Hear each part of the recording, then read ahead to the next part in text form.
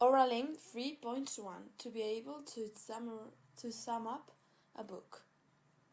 The Sacrifice. This is a little bit complicated story, but as far as I got it, I think it's this. A demon or a fallen angel is sent to the earth, where he lives controlling little bugs' mind first, then bigger animals, and lastly human beings' minds. He, she, or it, I don't know how to call it, is trying to eat a boy by persuading him, and that's as far as I have gone. My Good Moon summary. In My Good Moon, a very special boy called Standish Treadwell has a best friend called Hector. Hector's not normal because he's imaginary, but one day Hector disappears, figure out the how.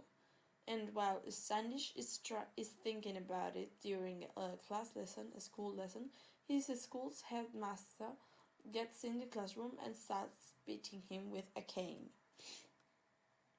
Tamar by Mole Pete. A young couple is about to have their first baby and they are really looking forward for the new baby to be born. The soon-to-be dad is sat by his father, who is going to be a grandfather. The future grandpa insists his son to call the possible granddaughter Tamar. Surprised, his son asks him why.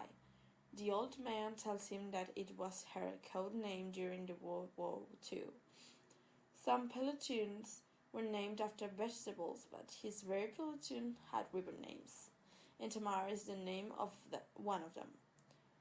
When they sit down for lunch, the future grandma is passing around a gravy boat, and meanwhile, the pregnant wife, the son, and the father make a note that they have decided to call the girl Tamar, because they just love the name. The old woman drops the gravy boat, and the grandpa's flashback starts. The Fault in Our Stars by John Green. In the first chapter, Hazel Grace Lancaster has cancer. She has always had cancer, except before she turned 13 when she had not. She's terribly sarcastic and intelligent and realistic, which is not the same as pessimistic. So she spends her time at home watching America's Next Top Model episodes and waiting for the inevitable thing to happen. But her mom, or in her own words, mom, makes her go to the support group, which is like a regular support group but for cancer kids and led by a baldless middle-aged man called Patrick. Quite depressing.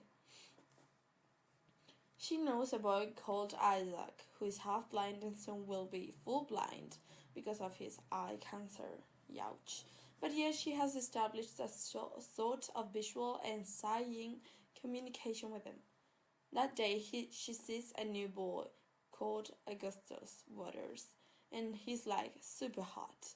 Surprisingly, Augustus looks interested in Hazel, even though she has chickman cheeks and wears a super fashionable oxygen tank everywhere she goes, because her crab lungs don't know how to be lungs.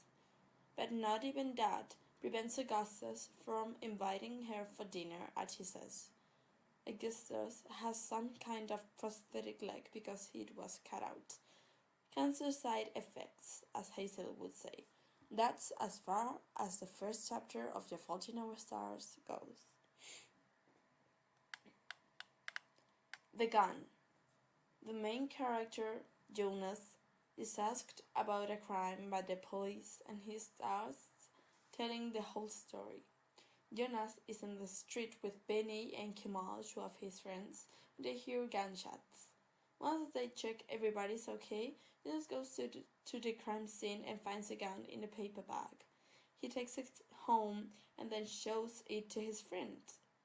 He decides to scare some bad boys from their neighborhood with a gun, but they find out that one of the bodies is a gun with a knife. They run to save their lives until they feel safe.